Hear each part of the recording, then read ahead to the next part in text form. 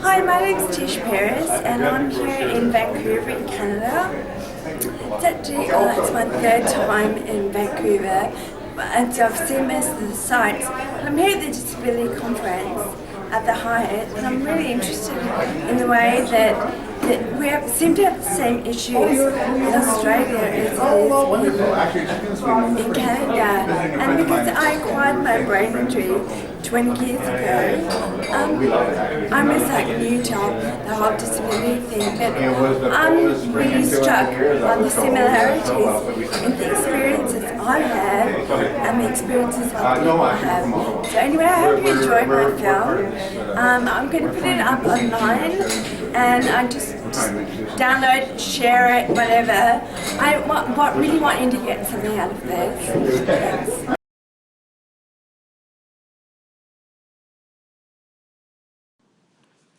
The Claiming for Citizenship conference in Vancouver, Canada, October 2015, was driven by the vision of societies that recognise the right and potential of people with disabilities and people with dementia to be fully included as citizens.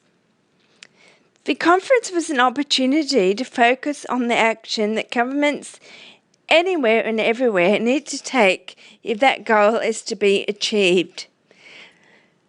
The plan was to put together a list of statements that identify in clear and practical terms what governments must do. These statements, called the Vancouver benchmarks, will form a checklist to measure how far our government has progressed and what it still needs to do. Delegates and speakers came from several countries and backgrounds, including the UK, Australia, the US, and all around Canada. Right, if you'd just like to introduce yourself and tell me a bit about the conference. I'm Steve Dowson. I'm only playing a very small part in this conference, which has been organised in Vancouver. My link, in a way, is that I was part of the group that organised the conference in Seattle. That's 15 years ago, and in many ways this is a sequel, a follow-up to the conference in Seattle, looking at the same issues, but from a time 15 years on. And what sort of outcomes do you want? Outcomes? Yeah. Well, we'd certainly like to see some really difficult issues being thrashed out that, in my view at least, we haven't seen the progress that we'd have liked to have seen in these 15 years, and we need to figure out why, and we need to learn from each other internationally. This is an international conference, so we can find out what worked and what didn't, and try and go away and make it more effective next time. And Steve, tell me a bit about yourself. What's your background?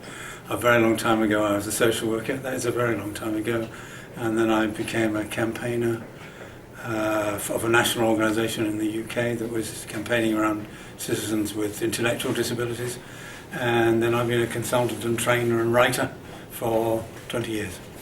And you said that you had a lot to do with the Seattle conference. Yeah. What sort of things did you do there? Well, Brian Salisbury and I actually planned the programme, and we were talking about it, actually thinking about this conference, that we came at it with a very clear vision about how we wanted the conference in Seattle to be, and really hand-picked to a large extent the people we thought had something important to say to us. So it was a conference that had a very clear set of messages, I think. And what sort of delegates do you have coming to the conference? In Seattle? No, here in Vancouver. I can't speak to that really. I mean, I think we've got a very wide group of people, but I don't know the details. Right, do you have any idea how many participants are going to be? I believe it's about, I don't know. Fair enough. I did hear a figure, but no, I'll get it wrong, and then it'll be, no. Ask somebody else. Right, and tell me, what are you planning to come out with a declaration at the end of this conference? Well, at the Seattle conference we actually hand-picked a group of people representing different areas of disability, different countries, different backgrounds and involvements, family members, professionals and so on, and in crude terms we put them in a room and made them come up with a declaration about some important principles for the development of this idea of individualised funding and self-determination. And it worked, but it was a very stressful, tricky thing to do. So this time we're not doing a declaration as such, but we're trying to draw on the expertise of the people at this conference in Vancouver to put together a series of what we're calling benchmarks. I mean, the requirements that governments in any country need to meet in order to enable people with disabilities to have full citizenship. And do you think there's a big difference that varies from country to country about disability rights? Enormous differences. Yes, I've done work in a number of countries, and they're in very, very different places. And I think even in a conference like this, because we tend to get participants from North America, Australia, not even continental Europe, but the UK, it tends to give a rather strange slant on where the politics of disability have got to globally. That actually, if you look at Africa, to take an extreme example, the situation there is so different and difficult in many instances. But nevertheless, there must be some foundation principles. So I'd like to see us developing a set of benchmarks that can be used to support and, where necessary, pressurise governments of African countries, to take that as an example, to put the right things in place for their citizens who have a disability. So this is not just about local issues, this is about universal principles. Yeah, I noticed that there's a lot of talk about the UN Convention on Disability. Do you think that that's used enough in international law? People have enough knowledge about the existence of that convention? I would say no, that's my experience. Of course, it's going to differ from country to country, but I've certainly been to countries where there's no awareness of it at all, even though the country is technically a signatory to the convention. Okay, and one last question. Do you think that the Paralympics in England have changed people's perceptions? Do you think sport can help spread awareness of disability? I think, to be honest, before the London Olympics I would have questioned whether it did, but I think, at least in the UK, it's had an enormous effect on public attitudes. Okay. He's speaking here. There's like an hour and a half block. We have 3 different sessions. First one,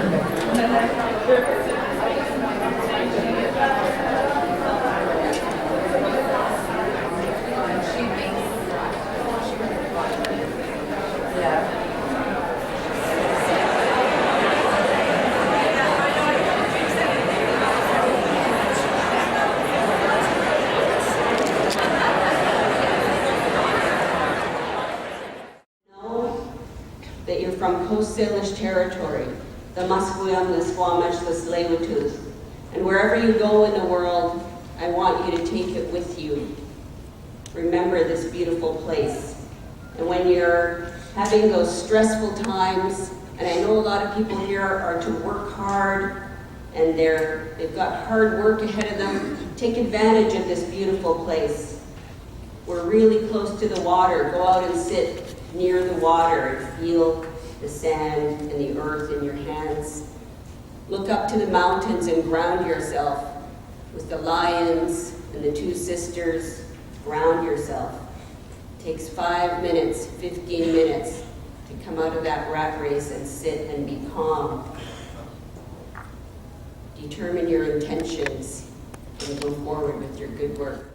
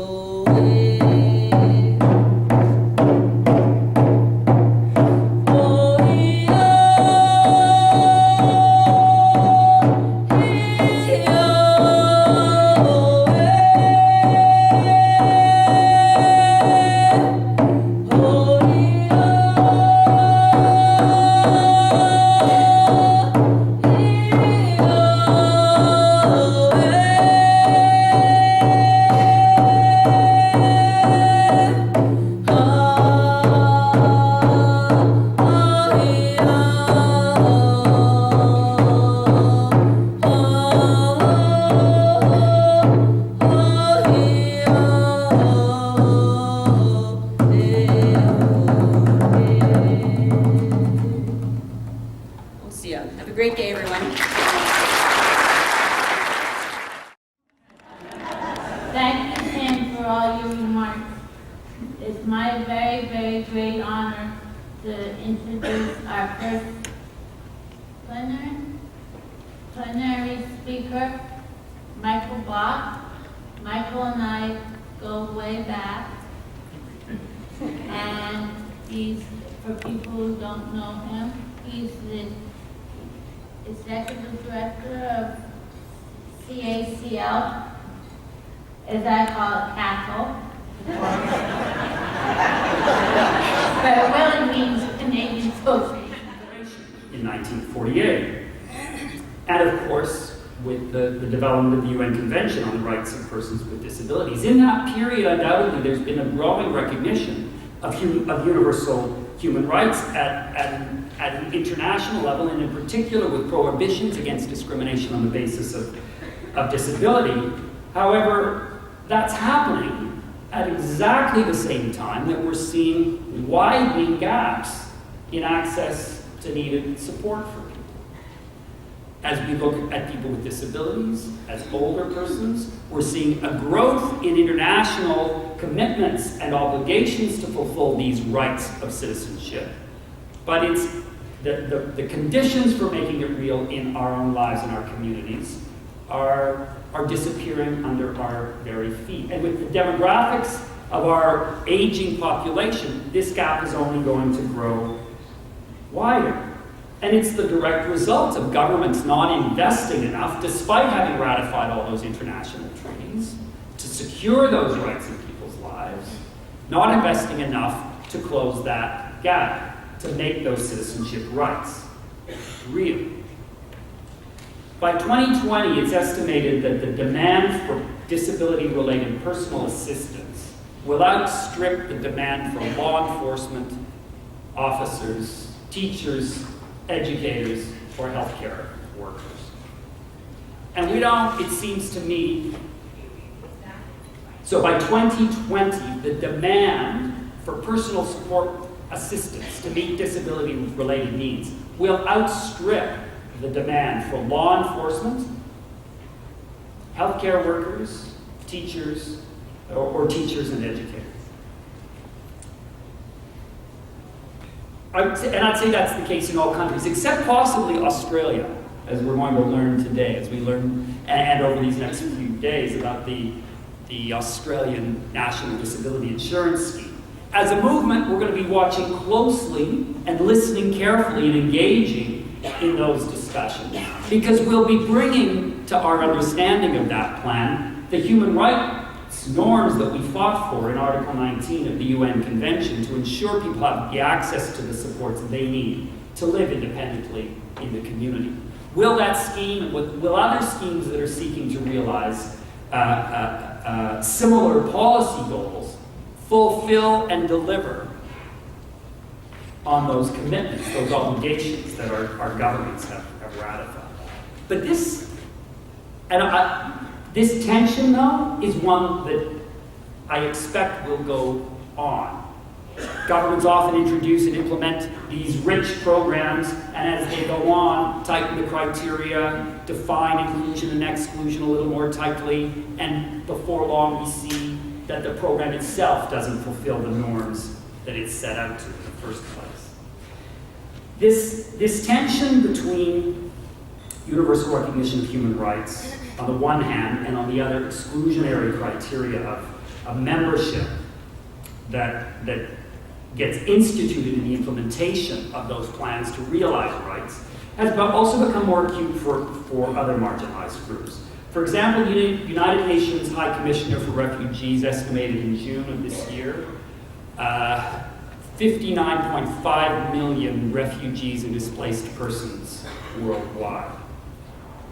So we're seeing social and economic disruption as a result of conflict and disasters on a scale that will likely exceed this year the 60 million refugees in Europe between the first and the end of the Second World War. And we're seeing this come home with a clarity now and an impact probably never before witnessed with the Syrian refugee crisis. And those images, I think, have been emblazoned on all of our memories in the last couple of months. But what's the link here? So why would I jump to the Syrian refugee crisis? How does this inform what we need to be doing here the next couple of days? I think it does inform us, and I want to lay out how, because at the core of the refugee crisis, whether we're talking the Second World War or the crisis we face today, are questions about the nature of citizenship and about the conditions of truly belonging in community. And Hannah Arendt, one of the great political thinkers of the 20th century and theorists, explores this question about the conditions of truly belonging in an era of the Universal Declaration of Human Rights that is meant to include us all. In her study that published in 1951, The Origins of Totalitarianism, or what was published in the UK at first, The Burden of Our Times. She herself had become stateless, a Jewish intellectual having to flee Germany in the Second World War. And she witnessed millions upon millions of stateless persons across Europe who had no rights, because the very countries which were to secure the citizenship rights defined in the Universal Declaration, those states didn't exist anymore. They were stateless persons. And she wanted to make sense of that fact. Rights that were, in her words, supposedly inalienable proved to be unenforceable, even in countries whose constitutions were based upon it, whenever people appeared who were no longer citizens of any sovereign state. So she laid bare the fact that legally we construct all kinds of exclusions, all kinds of zones of exception where the usual rules of citizenship don't apply because people don't meet the criteria of inclusion and belonging. I'd like to welcome Bruce to the stage.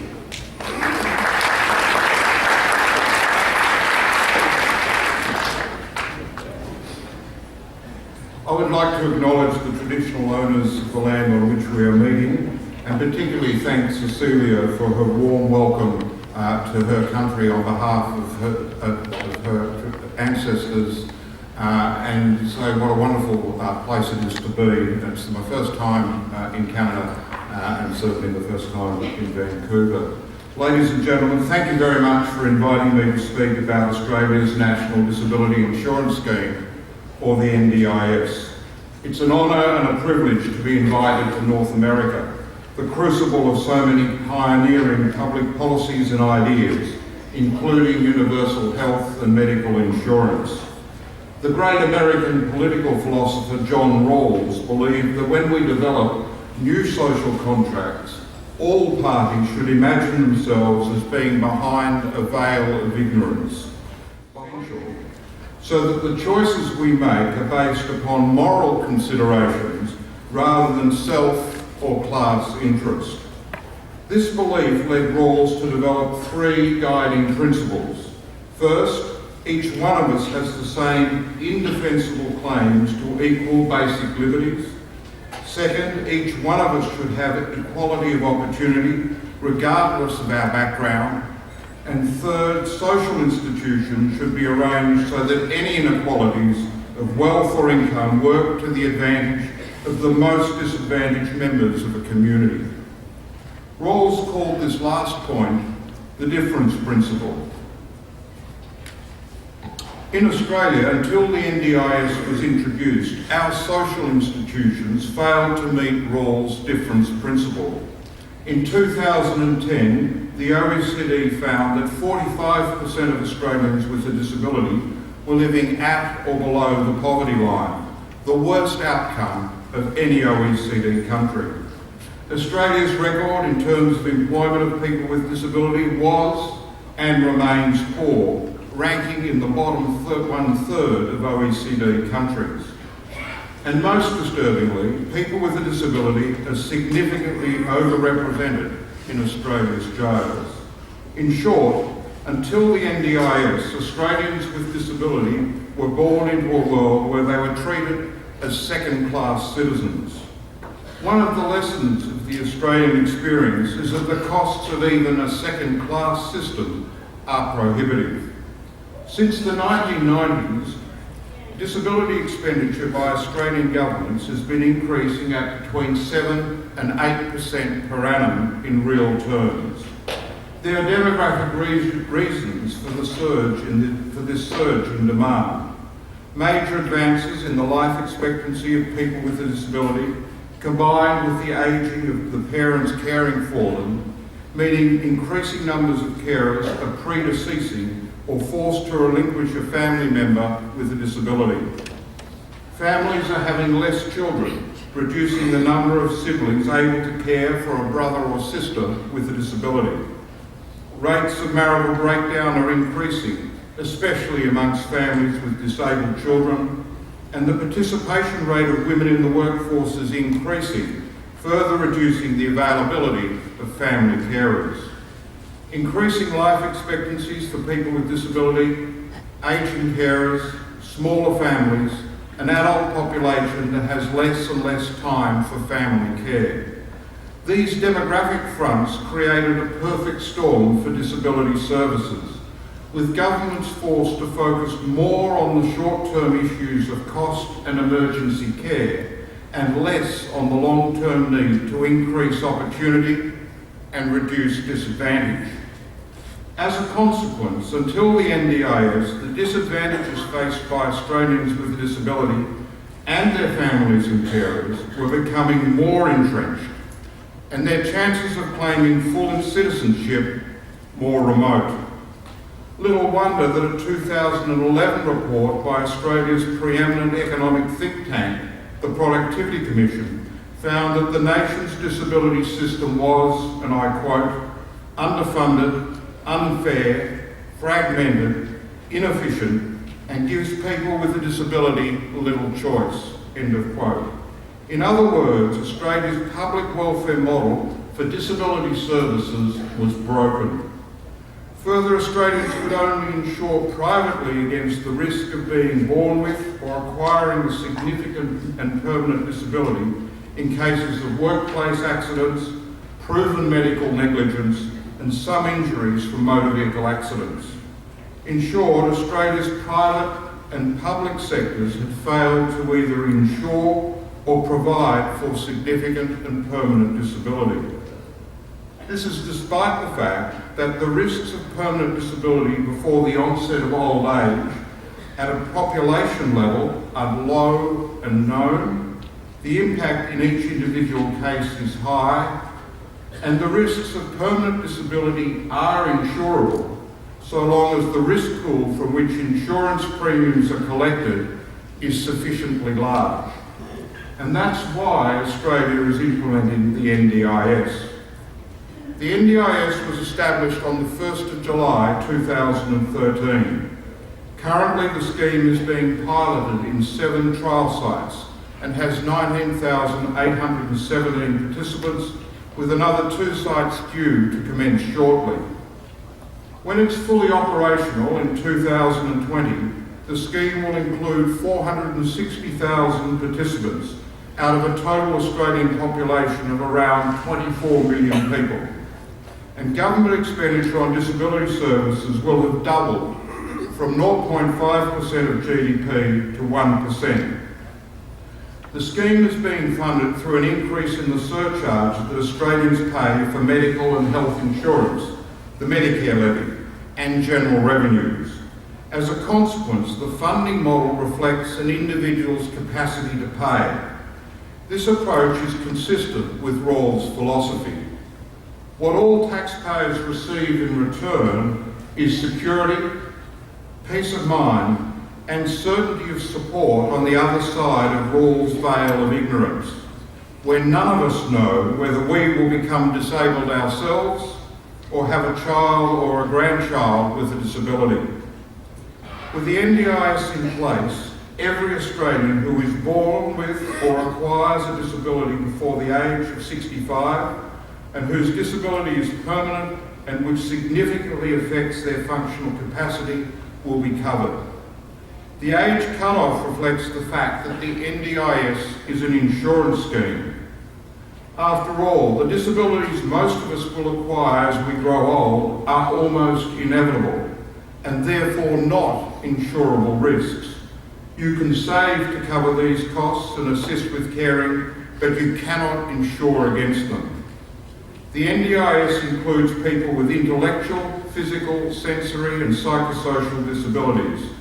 It's based on need and uses a functional assessment approach. The NDIS also includes early intervention services for children and adults with progressive disabling conditions. The scheme's revolutionary. It's revolutionary not because it is replacing the old system, not because it is doubling funding, not because it has created a new federal body, the National Disability Insurance Agency, of which I'm the chairman. The NDIS is revolutionary because it is taking an entirely new approach to disability services, an approach that is built around the needs and the potential of the individual, an approach that sees the individual as a lifelong investment rather than a year-to-year unit of cost, and an approach that replaces the welfare model of disability services with an insurance model. In short, the NDIS is based on insurance principles. Hi. We're from Thompson, Manitoba. We're 8 hours north of Winnipeg, and the conference is going very well, and lots of people. Got to start on it. My name is Bill Cowie. I'm the chief of the Every Canadian Counts Coalition. The coalition was started about a year and a half ago when I became president of an organization in Ottawa that looked after persons with developmental disabilities. This was my second time as president after an absence of several years, and what I began to realize when I joined the board was the conversations that were taking place about what was going on in the sector, the problems and the challenges and so on, were exactly the same as the discussion that were taking place 5 years earlier. And that really the fundamental problems of the system, the fact that getting services can be a kind of a lottery or a crapshoot, that very often services don't match the need, the difficulty of mobility moving from one place to another, all of those kinds of problems weren't being addressed, and the changes that were taking place were kind of at the margins. New kinds of models of funding, maybe new kinds of reporting and performance assessment, those kinds of things. But these were all sort of incidental to the main challenges that people were facing. It was then that we heard about the Every Australian Counts movement and the creation of the National Disability Insurance Scheme in Australia, and we talked to them and they said, there are problems that they faced, with state and federal jurisdictions and inequitable results and poor results in service delivery and so on. Their problems were exactly the same as Canada's, so we decided that, why don't we do something like the NDIS here for Canada? Because everything we understood about the NDIS was it was remarkably popular and remarkably successful as it was being rolled out. So this is why we created the Every Canadian Counts Coalition, and we hope to bring all the disability associations and caregivers and people with disabilities themselves, and that's actually the most important part, together to advocate for a national disability social or insurance support program that would enable all those people with chronic long-term disabilities to get essential supports. This would be a tax-based or insurance-based system involving every Canadian, and the access to these kinds of services and supports would be available to all Canadians anywhere in the country at any time in their life, at any time during their life. Anyway, that's it in a bit of a nutshell. If you think this is something we're supporting, you can go to our website at everycanadiancounts.com and sign up as a supporter, and please tell all your friends and family about what we're trying to do here. And with that, I'll say thank you very much, and you'll take us into your life. Thank you. My name is Samantha Jenkinson, and I'm Executive Director of People with Disabilities from Perth in Western Australia, and I've come to the conference to find out more about what's happening internationally for advocacy and for how people with disabilities are going to be the drivers and the voice of change. And it's been really interesting the first day. I really liked the first speaker, Michael Buck, talking about people with disabilities needing to be have the right to have rights and how we can make that happen, and particularly focusing on supported decision making and what that means and how we include people with cognitive and intellectual disabilities. It also raises lots of questions for me because a lot of the speakers and presenters are still the academics and not people with disabilities. So I'm here to sort of hear more about that, but also hoping that we can be part of that change and making sure people with disabilities are the voice making that change. So it's going to be really interesting. Okay, it's a children's project, which I go out to help on the sessions and help to deliver the storytelling, sensory. Well, how did I get here? That we can start. Not in Vancouver, right? Oh, hold on, can I go back? Oh, sorry. Oh, no, it's fine. Right. I was included in mainstream schools and colleges all the way. I've always had good support. And not having to rely on day services. I live in a residential care home. And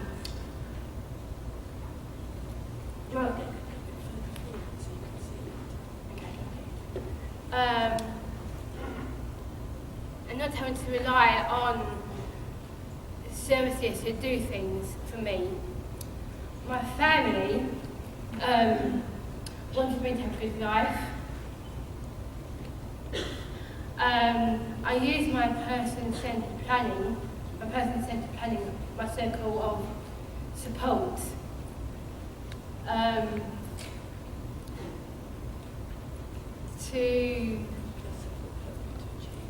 My support helped me to achieve the things that I want in my life,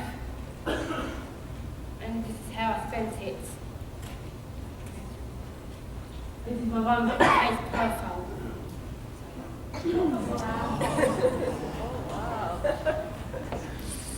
That is the address of my first album, by the way.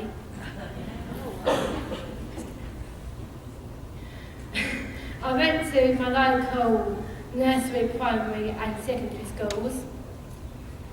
They were very inclusive and they were proud to have me as one of their students.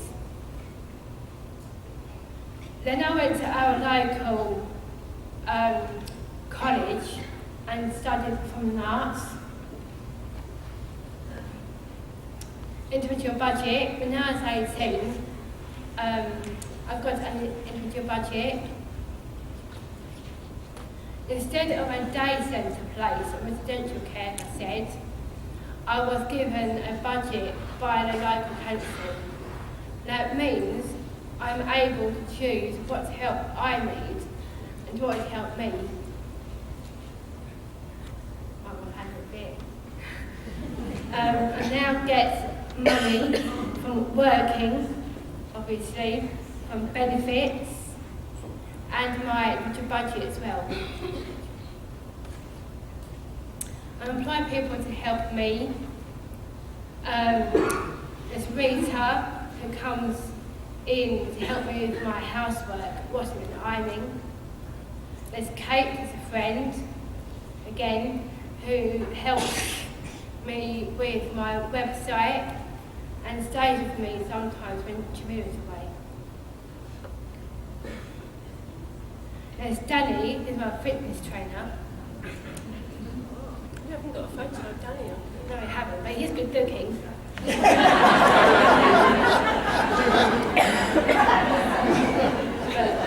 But you just got married. He is actually married now.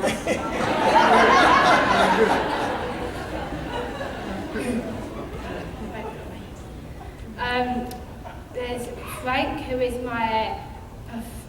a professional job coach and an actor, and helps me with my acting work and other work too. I have lots of best friends. We go dancing, to clubs, to restaurants, to cinema, and to the pub. And some of you have noticed I went to last night,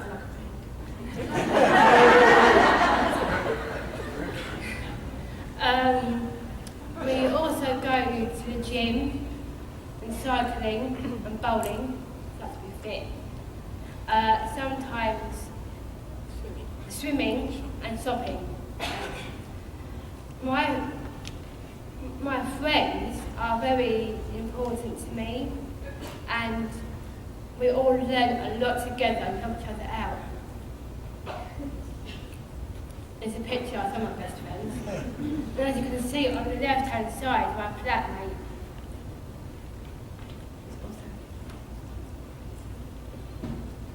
In August, this is right, my oldest friend, Chanel, was married in Jamaica. I was the maid of honour and witness. Chanel and I met at primary school when we were 9 years old together. And we have been close friends ever since. So far, my favorite part of the conference, I think, was Jim Mann's talk. I think it's so critical to listen to insiders who have an understanding of what it means to live with disability, or in his case, Alzheimer's. And it was very engaging, the way that he raised the topic. So from my perspective, that was my favorite. And I would agree with that. I really think, insider voices are vital. And what also excites me is that the disability community is starting to align with the Alzheimer's community. And there's so much overlap. There's so many things we deal with that we have in common. So I think that's something new in this conference. I think it's really exciting. Both of us are from Canada. We actually live in the Vancouver area. And we have both, well, go ahead. I'm not a master's degree in I've been making my time speaking and lecturing. And I have a master's degree in conflict processes, but Norm and I are partners in life and also partners in work, and we are on the road speaking a lot of the time. So that's us. Gus, my son, he's 15. Yeah. And my name is Sai, and we're here at the Citizenship conference, and so far it's been really good. It's very busy, lots of really interesting speakers. It's a great way to get more knowledge and also to extend the networks. What do you think of it, Gus? So far, what do you think of it? What are you eating, Gaz? Is it ham and cheese toasty? Is it good? Is it a pie? It's not a pie. What is it, Gus? Bread. It's bread. Oh, okay. Ketchup up. Yeah, it looks great. Okay, and you said you live in Vancouver now? No, we live in Tiwasa, which is south of Vancouver on the coast. Okay. And so we've just come up for the day, took the sky train up. Gonna hopefully see some things this afternoon. And are you going to be on that cruise? I don't think we are going to go on the cruise tonight. I've kind of given that a miss, though. The rest of my family's going to be on it. I'm from Washington, and I'm really trying close that institution, and I hope you give me a support. Thank you very much. Hi, my name is Claude Solvay, and I'm from Alexandria, Ontario, Canada. What I think about the conference, I really enjoy the conference. Why I really enjoy the conference is because we're having people from all over the world that comes to this conference and everything. And it's about time that we do something for people with disability around the world. That it's important that we've been seeing like people, like citizens. Just because they have disability, that doesn't matter. That doesn't mean that we don't have abilities too.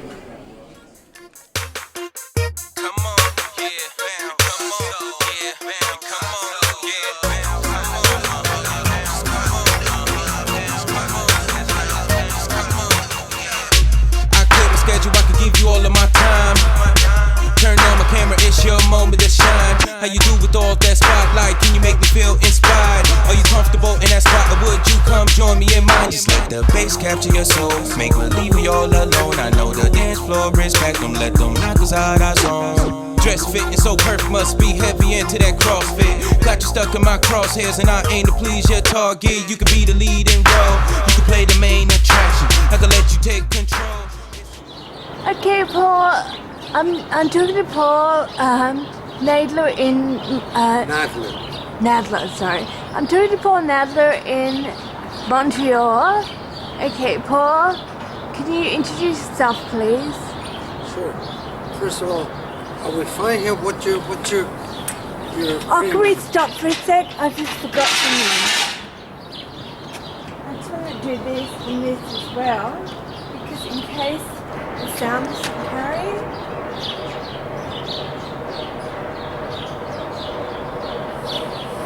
I have this app. So all you've got to do is press record. So when you speak, just press that, and when you stop, press it again.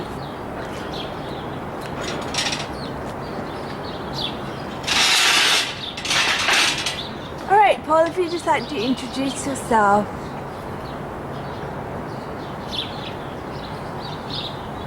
Is it recording? Great. Hi, I'm Paul Nadler. I made a film called Brain Damage, Take 2. It was about me coming out of a coma, fighting my way back into society and into life. And it was an independent film. It won 40 awards. Two or three of them was pretty important. And then nothing. So I am an award-winning filmmaker. That's my status. What else would you like me to answer? Well, I just want you to tell me about how we can maybe work together, how that would be really beneficial for Canada and Australia. And I would like in the future to work with Madame Piera. Thanks. And also tell me when you were in Melbourne with the other film festival. Okay, I don't know, 2006, 2007. I was in Melbourne, Australia. I had a great time, and more importantly than having a good time, my film was entered in the other film festival, and it won the grand prize when I was there. And more importantly, I discovered that I'm part of a handicapped community. I did not even know that one existed. But we're all disabled. Not that everyone is my brother, but it's good to know that you're not alone. But anyway, it was good for me so that I wasn't alone. Okay, I think that's all that you wanted actually. Is there anything else that you'd like What's to her say? name? Heather. Heather, hello. Heather's really helped me a lot. Heather is a brilliant Thank you for helping person. Tish. Thanks, Paul.